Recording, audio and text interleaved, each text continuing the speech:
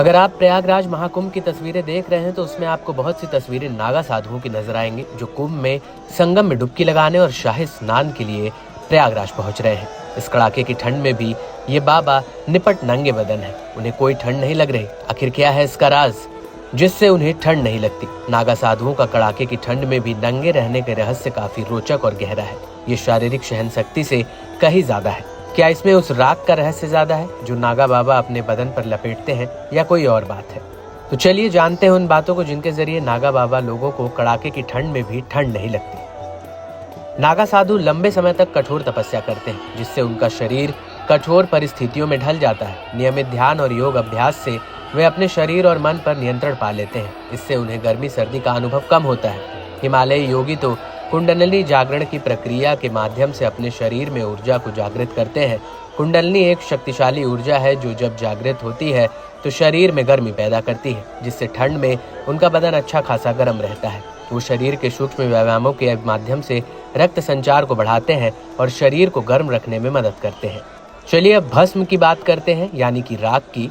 क्या इसको शरीर पर मलने से वाकई ठंड नहीं लगती? बहुत नागा साधुओं ने इंटरव्यू में कहा है कि शरीर की राख मलने के बाद वो ठंड को दूर भगा देते हैं। शरीर पर लगाई राख एक तरह से इंसुलेटर का काम करती है। ये शरीर को गर्मी और सर्दी दोनों से बचाती है। इसका धार्मिक महत्व भी है।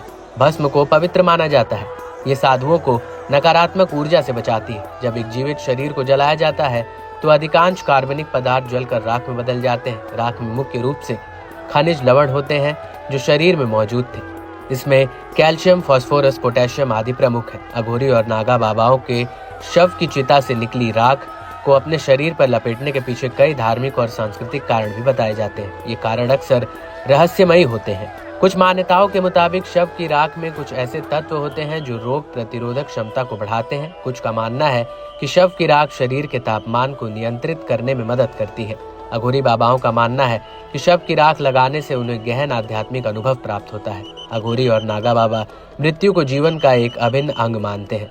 शव की राख को अपने शरीर पर लगाकर वे मृत्यु पर विजय प्राप्त करने का प्रतीक मानते हैं। ये उनके लिए एक तरह से मृत्यु के भय को दूर करने और जीवन के क्षणिक स्वरूप को स्वीकार करने का तरीका होता है। नागा साधुओं का जीवन अन्य साधुओं की तुलना में सबसे कठिन माना जाता है और उनका संबंध शैव परंपरा की स्थापना से जुड़ा हुआ है। 8वीं शताब्दी में आदि शंकराचार्य ने अखाड़ा प्रणाली की स्थापना की। इस प्रणाली के तहत सनातन धर्म की रक्षा के उद्देश्य से शस्त्र और शास्त्र दोनों में निपुण साधुओं का एक संगठन बनाया गया। इन साधुओं को धर्म रक्षक या नागा साधु कहा जाता है।